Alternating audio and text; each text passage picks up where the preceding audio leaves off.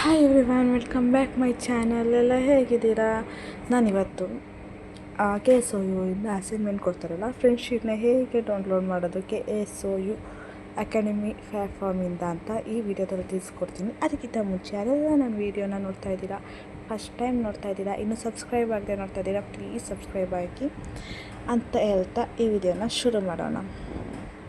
ಓಕೆನಾ? ಫಸ್ಟ್ ನೀವು K S O U academy platform ಆ್ಯಪ್ನ ಓಪನ್ ಮಾಡ್ಕೊಳ್ಳಿ. ಹೇಗೆ ಓಪನ್ ಮಾಡ್ಕೊಳ್ಳೋದು ಅಂತ ನಾನು ಆಲ್ರೆಡಿ ಪ್ರೀವಿಯಸ್ ವೀಡಿಯೋದಲ್ಲಿ ಹಾಕಿದ್ದೀನಿ.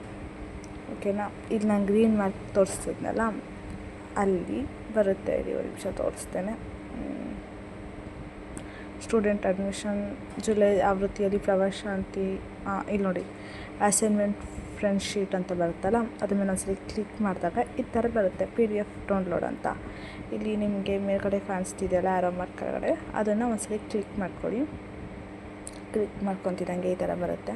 ಸ್ವಲ್ಪ ಡೌನ್ಲೋಡ್ ಅಗೇನ್ ಅಂತ ಕೊಡಿ. ಆಲ್ರೆಡಿ ನಾನು ಒಂದ್ಸರಿ ಡೌನ್ಲೋಡ್ ಮಾಡಿದೆ ಅಂದರೆ ಅಗೇನ್ ಅಂತ ಕೇಳ್ತಿದ್ದೆ ಅಷ್ಟೇ. ನಿಮ್ಮಲ್ಲಿ ಡೌನ್ಲೋಡ್ ಅಂತ ಕೊಟ್ಕೊಡಿ. ಇಲ್ಲಿ ನೋಡಿ, ಇಲ್ಲಿ ಓಪನ್ ಮಾಡಿಕೊಂಡ್ರೆ ನಿಮ್ಮ PDF ಅಲ್ಲೂ ಬಂದಿರುತ್ತೆ. ಅವ್ರು ಈ ಥರ ಮಾಡಿಕೊಂಡು ನೀವು ಪ್ರಿಂಟ್ ತೊಗೊಂಡ್ರೆ ಆಯಿತು. ಓಕೆನಾ? ಈ ವಿಡಿಯೋ ಯಾರಿಗೆಲ್ಲ ಇಷ್ಟ ಆಯಿತು ದಯವಿಟ್ಟು ಸಬ್ಸ್ಕ್ರೈಬ್ ಮಾಡಿ. ಮೋರ್ ವೀಡಿಯೋಸ್ಗಾಗಿ ವೆಯ್ಟ್ ಮಾಡಿ. Thank you so much and bye.